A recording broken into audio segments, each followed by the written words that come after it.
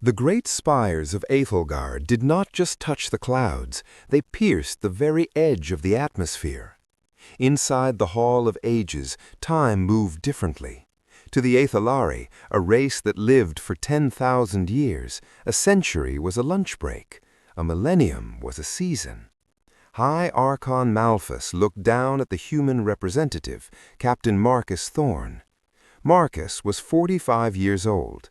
To Malphus, Marcus was a mayfly, a flicker of biological spark that would be extinguished before the next council session even adjourned. "Captain Thorne," Malphus spoke, his voice like silk and old wind, "you ask for resources to build a Dyson Swarm around your star, Sol. You speak of urgent expansion, but you do not understand the patient art of the stars. We have spent 600 years debating the color of the tiles for the new colony on Xerxes. You humans, you want to build an empire in a heartbeat." The chamber erupted in a sound like wind chimes, the laughter of the Æthelari. They mocked the humans' frantic pace. They called it the panic of the short-lived. "We will not grant you the blueprints for the great engines," Malphus declared, waving a slender hand. "Return to your mud. Come back in 500 years when your species has matured, if you are even still alive." Marcus Thorne didn't argue. He looked at the council, his eyes tired with sharp. 500 years is a long time for you, Archon," Marcus whispered. "But for us, we don't have that kind of time to waste. We'll build it ourselves." The council laughed until the doors closed. They thought they had dismissed a nuisance. They didn't realize they had just started a countdown. For the next 2 decades, the humans went silent. They withdrew from the Galactic trade network. They stopped sending diplomats. The Æthelari barely noticed. To them, 20 years was like a long weekend. But back in the Sol system, humanity was vibrating with an energy the galaxy had never seen.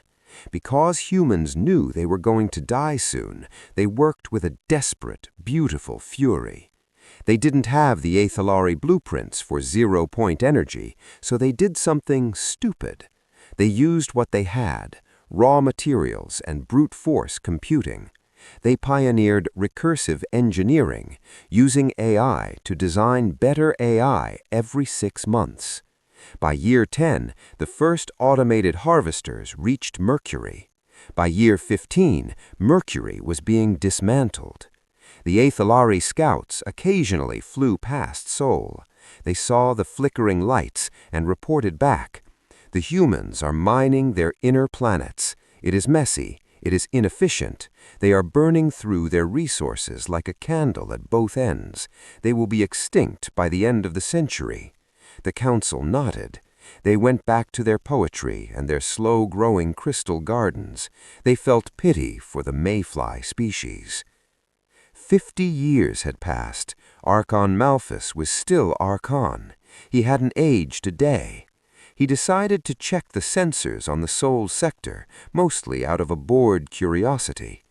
"Computer," Malphus said, sipping a tea that took 3 years to ferment, "show me the luminosity of the star Sol." The screen flickered. The luminosity was down by 15%. Malphus frowned. "Recalibrate sensors. A star does not dim in 50 years unless it is dying." "Computer, sensors calibrated. The star is healthy. The dimming is caused by a massive orbital structure, a Dyson Swarm in progress." Malphus stood up. "Impossible. A swarm takes 10,000 years to coordinate. Who is building it?" "The United Terran Federation." Malphus contacted the other council members. They were skeptical.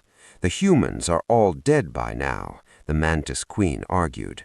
"The ones we spoke to are dust. Who is leading them?"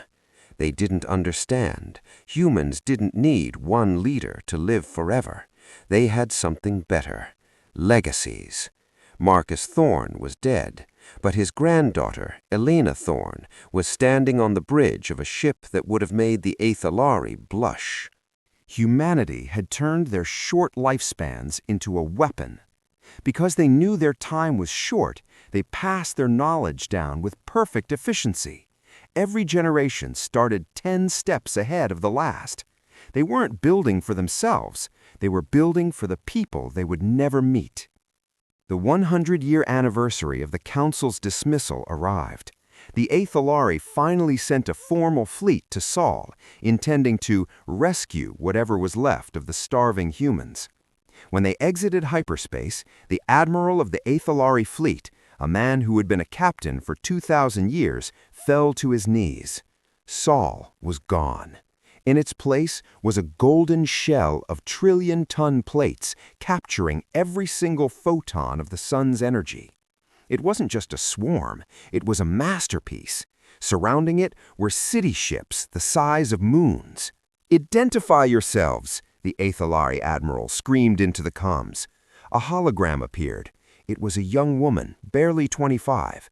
She looked vibrant, full of that terrifying human energy. "I am Director Sarah Thorne," she said. "Welcome to Sol. You're just in time. We've finished the first phase of the Galactic reroute." "Where are your elders?" the admiral demanded. "Where are the ones who started this?" "In the ground," Sarah said simply. "They gave us the foundation. We built the house. We heard you didn't think we could master zero-point energy without your help, so we didn't use it. We used the sun. All of it." Behind her, the massive city ships began to move. They weren't using engines. They were warping space itself using the sheer power output of a harnessed star.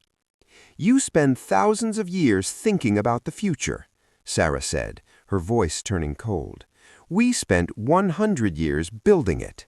You have the luxury of time. We have the necessity of speed. And now we've run out of patience." The Athalari fleet retreated. They realized that in the time it took them to decide on a new law, humanity could build a new world. The Hall of Ages was quiet now. Archon Malphus looked at the empty seat where Marcus Thorne had once stood. He realized the humans hadn't been biological accidents. They were a specialized evolutionary pressure. Evolution made humans short-lived, so they would never stop running. The humans didn't need blueprints. They didn't need the great engines. They were the engines. As the golden ships of Earth began to appear in every sector of the galaxy, the long-lived races finally understood.